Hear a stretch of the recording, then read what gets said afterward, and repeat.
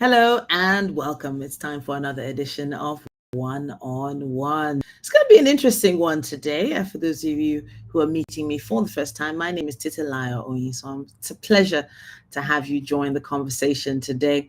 Now, once upon a time, traditional media giants ruled the world of entertainment, advertising, storytelling.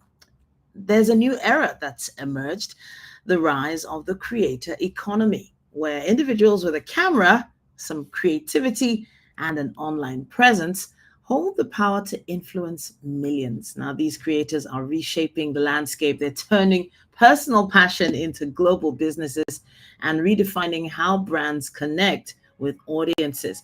Now, as creators become the new media titans, brands are rethinking their strategies, and the future of media is evolving faster than ever. Once again, this is One on One. My name is Titilayo Oyinsan, and today's episode is about exploring the creator, not only disrupting the status quo, but also setting the stage for a new era of media marketing. Now, we have Mr. Murray Legg here with us. He's the co-founder of Webfluential. He's completed his PhD. He completed it quite early, I have to say, at 25, and joined Rand Merchant Bank on the Class of program in 2009. Now, he left to start Retroviral, an award-winning digital agency, and after that, an influencer marketing platform called Webfluential. Now, the business has offices in South Africa, Spain, Portugal, Brazil, Croatia, and the US. And he even designed a heart valve replacement for emerging market patients and holds a number of patents for that. Very, very important. Now, it's a pleasure to have you with us. Thank you so much for joining us, Murray. Hi. Hi, Titi. Thank you so much for having me. A pleasure to meet you. All right. Now, from your profile, I'm just already blown away. I'm like, okay, you've done all this so far. You have a unique insights into the back end of what the industry is actually like. The creator economy, as layman's term, break it down, the rise of the creator economy. What do you think has really driven this shift from traditional media to the creator-led content? Titi, it's such a fascinating journey that we all on. I mean, we all so digitally connected. We have our phones on hand, so many hours of the day. And it's really sort of been in the works, I guess, ever since the internet laid the first layer of that foundation. And then secondly, I guess, was the mobile phone, and then all the functionality that came together with that phone. So, gone are the days where we would consume media, whether it was reading a newspaper or watching a television advert. We're now part and parcel of that economy where we can create content. It started off with a few letters that we could share as a tweet, and now we can produce high definition, incredible quality video content that gets, it makes its way out to the rest of the world very quickly on Instagram, TikTok, YouTube. And so we really are, going into this fascinating era where the content creators are those new media titans. For so many decades and even centuries, the media, if you think about it, almost like the message, the medium, the messenger, that stayed the same, but the cast or the actors and actresses in that same stack are now changing, and we find ourselves in this new era that's a creator-led, and there's so much on the go. There's content to be shared, there's news stories to be told, there's money to be made, and now we have a discussion about it, I guess. Yeah, of course, there's a conversation about it right now, but I'm really wondering what are those key things, the key factors that sort of differentiate the creator economy from traditional media models. I was quite involved in traditional media at the very beginning of my career as well. I worked with quite a few PR agencies, advertising agencies here in Nigeria, with huge brands like Coca-Cola, Nestle, and the flour I'm wondering why do you think creators are becoming the new media titans? I think the one factor is time. So we're used to getting media only when the news was read on the radio at the top of the hour, or we picked up the newspaper the next day, and there was no interconnectedness of the rest of the world. So that was fresh news to you. But now the fact that there's conversations and news breaking, every minute of the day, newspapers are finding themselves almost in the obsolete bucket, because by the time the newspaper lands on your doorstep, you're already aware of what the news is. So sure, it's packed with other information that you wouldn't have otherwise been exposed to, but the platforms have now scaled in such a way that news can happen in real time. And traditionally, there was the reporter, and then there was, it got firmed up by a journalist, and then written, put into the press, printed, distributed, and then read. So that whole concertina of value chain is now happening, and can happen right from someone's phone. So someone who's at the coalface, in on the action, wherever that is in the world, can capture that news and relay it basically in real time. So I think time has been the biggest enemy of the traditional media world, and because of people's need for having things in the moment, I think that's been one of those dimensions. The other, it's not necessarily a landing of a professional career. Content creators didn't pursue this and become top of their game because they studied it and they worked as an apprentice and built their way up to becoming this. A lot of people have made it in a very short space of time, and together with a huge following comes a huge amount actually of responsibility to keep news credible and to share that in an unbiased way with your audience. So that's probably the second chink in the armor, if you will, for what was mainstream media, is there were biases that were introduced, and whether it was a political bias or a regional bias, whatever it was, those tended to make their ways into the stories. Where now you still have opinion leaders, because every story is an opinion and it's not always the fact. Creators are now being more appreciated because news doesn't come with a bias. It doesn't come with a liberal slant to it or something like that. You can't be opinionated on it.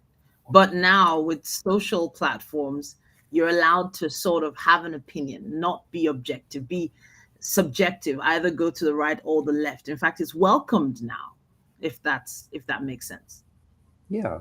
And I think content creators are appreciating the investment that they make into their identity, because their identity is their authenticity, and their authenticity is their credibility.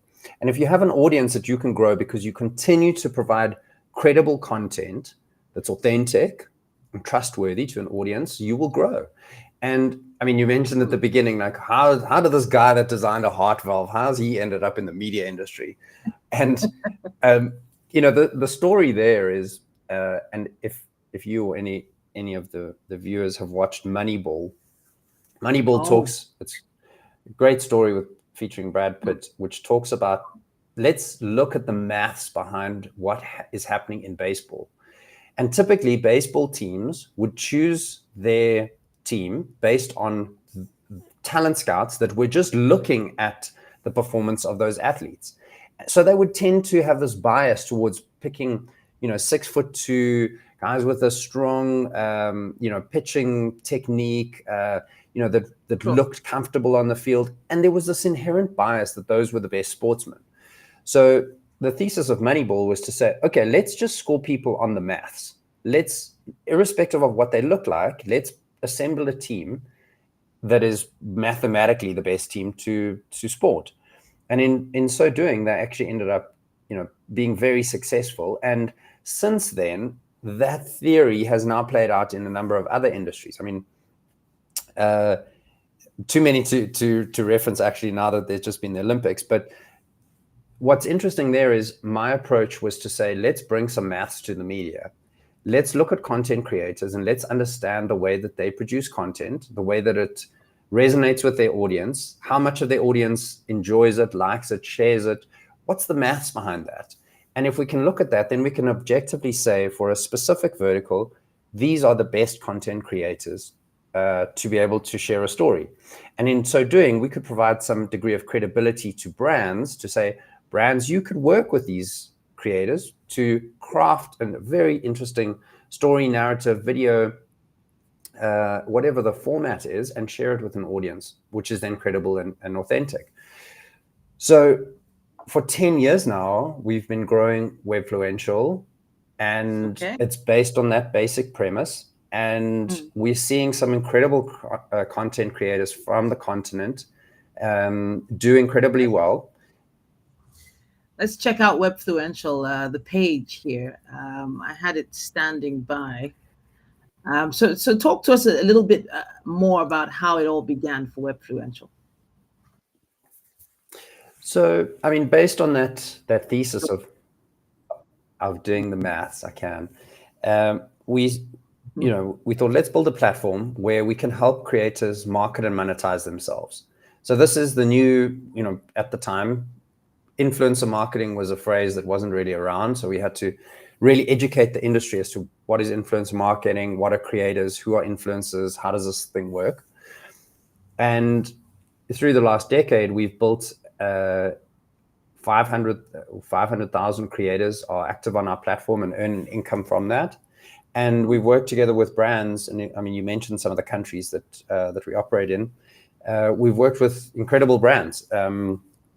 And they continue to want to tell stories. So increasingly, and I'm sure you find this on your Instagram and YouTube, content isn't really made by brands. If brands make content and say they're amazing, it's kind of scoring an own goal. They need someone authentic to be able to tell that story.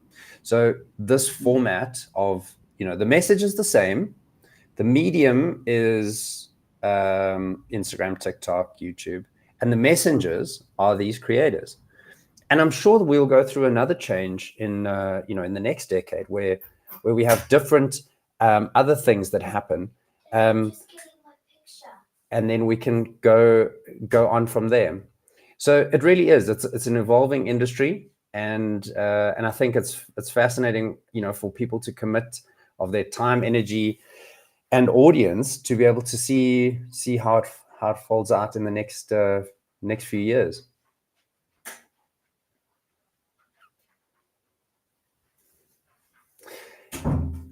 I guess another element of... I was actually... Yeah, I was going to say, I was so sorry about that. I thought I was on screen. I just realized I wasn't. I was looking at the site and trying to understand a little bit more about the back end of things. What's the, I think, is it the analytics? The numbers, how do you gauge, what content does better on what platform? So is it the same for Instagram and TikTok? Is it different? Are there particular influencers who are more favorable on different platforms? What sort of dynamic has been created at the back end to ensure that you're creating influencer-led content that doesn't, fall flat? For instance, sure. I understand my following, but you would probably understand it from a numbers point of view. I know how many female followers I have, for instance. I know where they live. They're urban dwellers. I know that most of them are in, they are blue collar, they're probably between the age of 25 to maybe 45, watching and listening to me. How does that all come together at the back end? Yeah, it's a great question. And as you say, you've got access to see your demographic. So the audience breakdown, the content that you share and how exactly that lands with your audience. So each channel has an API, and you can opt access of that API into Webfluential. We then can analyze and ingest all of the content, whether it's branded or not, and get basically a social and performance graph of your content per channel. and we then can compare it to other people, in your region, in your niche, and then be able to say, well, on TikTok, you're actually a far better performer than maybe somewhere on relative to someone else on YouTube. So we can do that. We can pick it apart by channel. Most of the time, though, there are integrated campaigns that touch multiple media channels. YouTube and Vimeo are becoming increasingly newsworthy or creator worthy because access to the internet at streaming at a low cost is now a lot more accessible. Before, it was quite expensive to watch YouTube because of the cost of the bandwidth. And there it might have been a Twitter kind of play, but at the back end, we analyze your content, and that happens all the time. So relative to last month, we can tell you if you're more or less influential relative to a year ago. So it's almost like your physical fitness. When you have your physical fitness and you're wearing an Apple Watch or a Garmin device, you can track you're getting fitter, you're getting less fit, what's happening, how's your sleep. And it's similar, on Webfluential. So all of those graphs, and then we can say the fittest person is this person for this particular niche. And then, also help that creator to understand what their market-related rates are. So what would brands be prepared to pay to that creator to work with them? So, we really want to... What would brands be willing to pay to that creator based on the information you give them? Yes? Correct. As well as all of the other, and of course this takes time, but all the other campaigns that have happened where, it's a marketplace. So it's willing buyer, willing seller, and they meet at a point of value. So we then know that that's the data point at which someone's prepared to pay for content of that caliber of a creator. So we now have, a broad data set that we can reference to say, we think that a market related rate for you would be between this and that rate. And it's in our interests to keep, it's almost like an Airbnb where you've got the host and the guest, and Airbnb is there to connect the two and provide for a great experience. We're that same facilitator where we want to evangelize and democratize the access to earnings for creators. And at the same time, we want to hold brands to account to say, you can't tell the creator that you must do it like this, and this. You have to trust that they've built an audience that knows how they're going to interact. So they'll be called out if they do it in a way that's not really on brand for them. So we play that, that third party facilitator to make sure that the industry moves forward and that both sides are playing fair. There are obviously cases where creators are, think they're a little bit too special, and we can also hold them to an account to a degree. So there's no lofty claims being made. There's actual data to use, which is important because it does feel like some of these big brands, maybe in the beginning when the creator economy started growing initially, they used to throw a lot of money at some huge celebrities without actually thinking about how many sales were going to be made. It was just about having behind the brands or beside the brands, which so brand creation, so to speak, as opposed to actual sales, actual cash sales. But think about the SME owner, a small business owner who, even in the beginning, a small shop owner was competing with a big supermarket giant. There was almost no competition. The big supermarket chains were swallowing up the little guy. It does feel that way sort of in the market and influencer space as well. For instance, a small barber shop could have a big celebrity basketballer come in to have a shave. And that big basketballer has just essentially brought a lot of attention to that barber shop. So I'm just trying to see how this plays for the little guy, the small business owner. Do you work with small brands as well? Because this is a lot of big brands I'm seeing on screen, which is great. Congratulations to you guys. But what about us? 100%. And I mean, I think you're also touching on another part of the narrative, which is in the evolution or maturing of this industry where creators are a channel for brands. Traditionally and originally, that was mostly to do with awareness. So, I mean, we've done the launch of H&M in South Africa, Burger King, Barclays Bank into some African countries, some of the Unilever brands into Nigeria, and when those brands want to have a local kind of landing, who better to do that than a credible person? I mean, most audiences might not know about those brands, but if they're introduced in the right way, they tend to be positioned very well.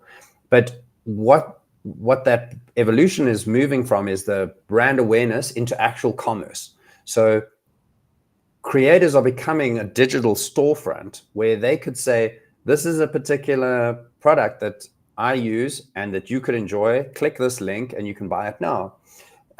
In China, there's this famous creator. He's called the Lipstick King, and he samples lipstick on a live stream, and he sold in a 24-hour stream more than $1 billion worth of makeup.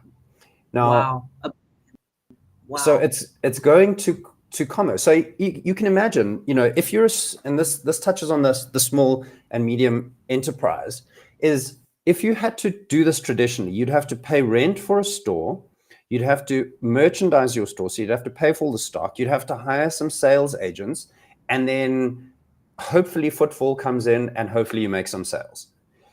Now you don't need to incur that overhead. You can, if you're, and I mean, this was a recent example of ours, is a manufacturer of yoga pants out of China contracted a yoga instructor on the West Coast in California in the United States, sent a sample of these pants to the yoga instructor.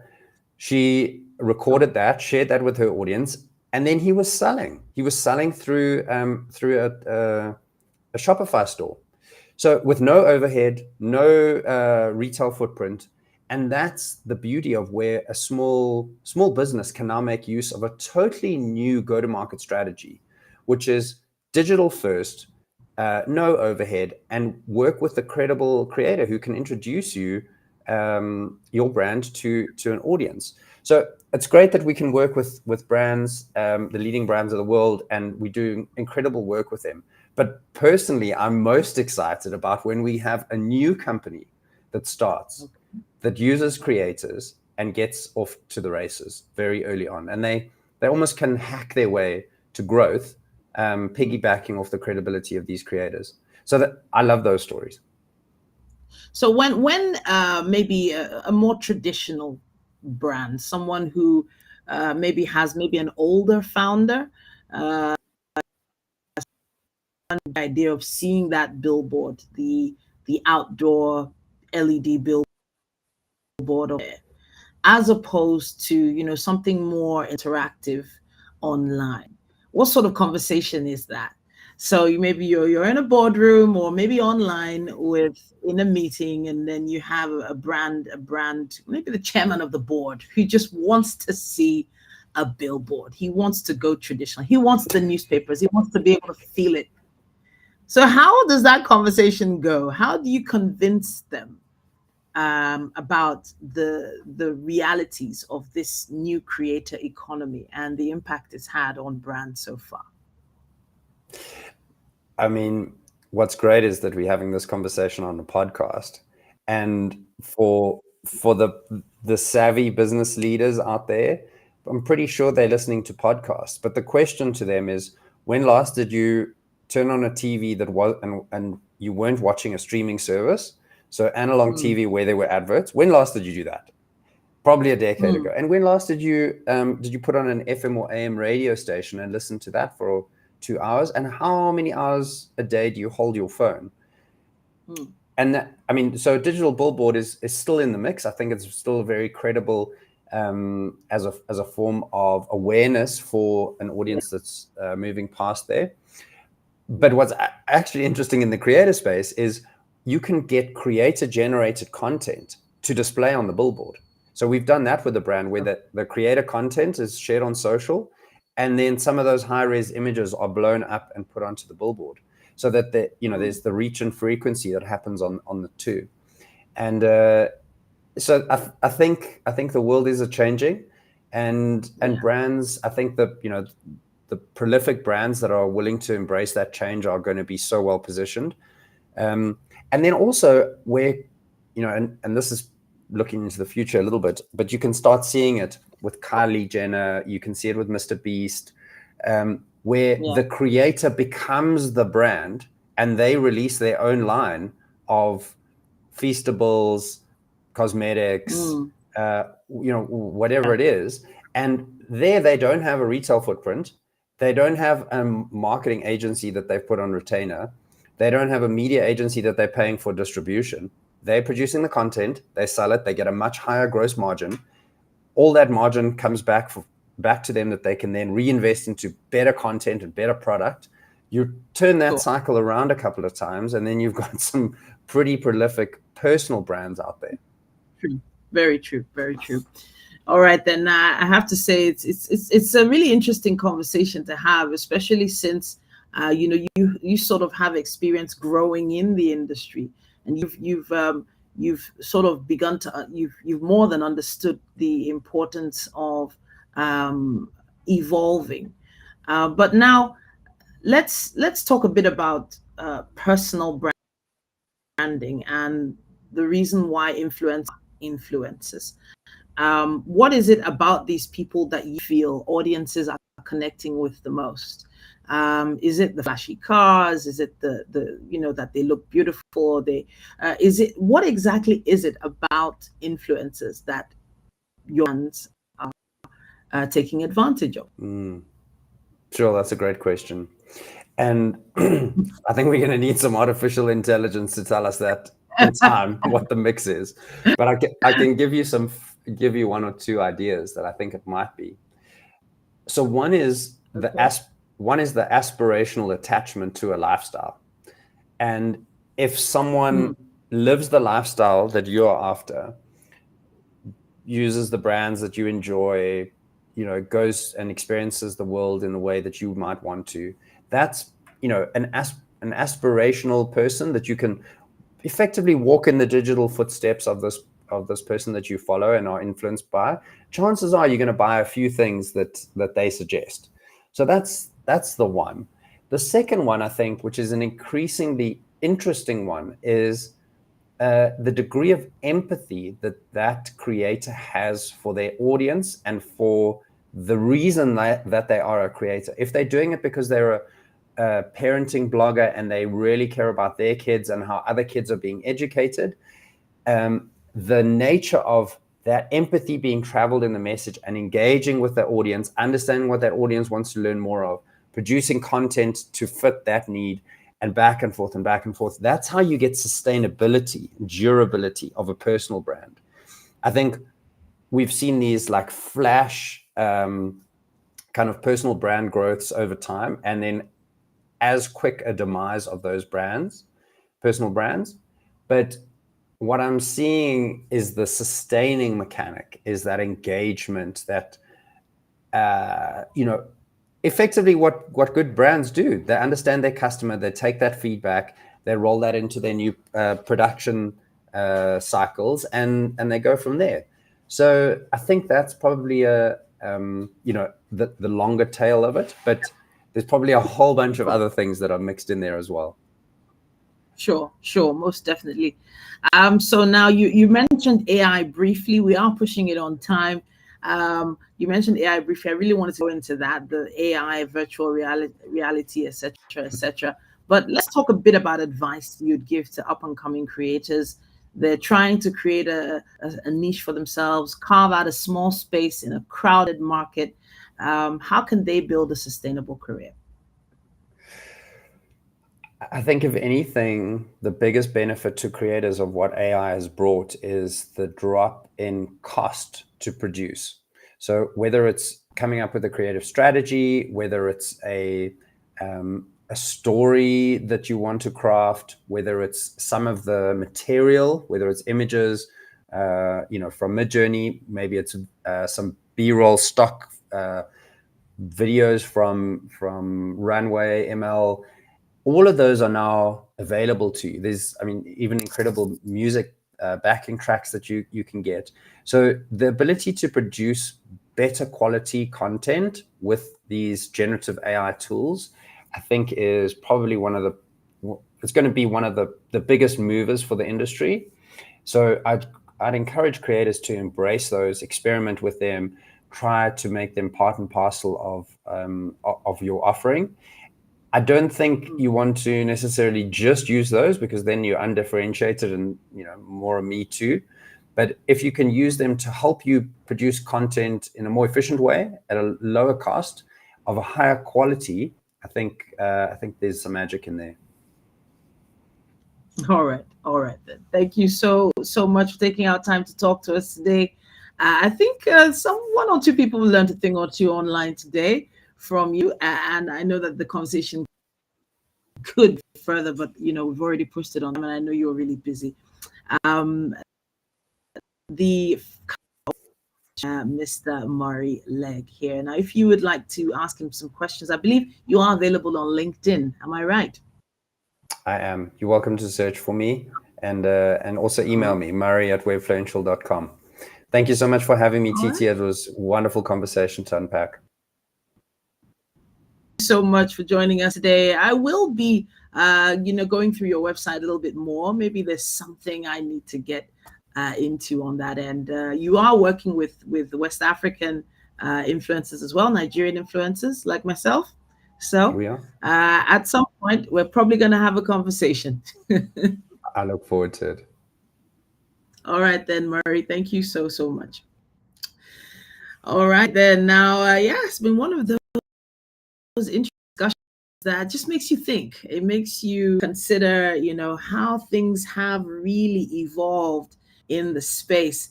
The rise of the creator economy. It is all about those editing apps, those filters. Much content is being created, at the swipe, of a phone, of a device, a really clear phone camera. Once upon a time, traditional media giants ruled storytelling, entertainment, but this new era of individuals with a camera, just some creativity, some ingenuity, with an online presence to hold and influence millions of people. These creators have reshaped that personal passion into global businesses on platforms such as Webfluential.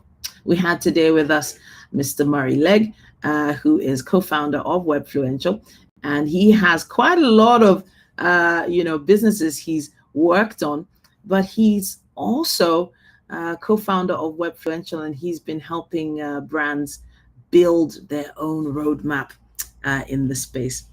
All right, then, if you would like to be a part of our podcast sometime soon, it's easy. All you have to do is send us an email. Network@podcastnetwork@gmail.com. And of course, make sure you subscribe, hit the notification bell so you do not miss the next episode. All right, then, until next.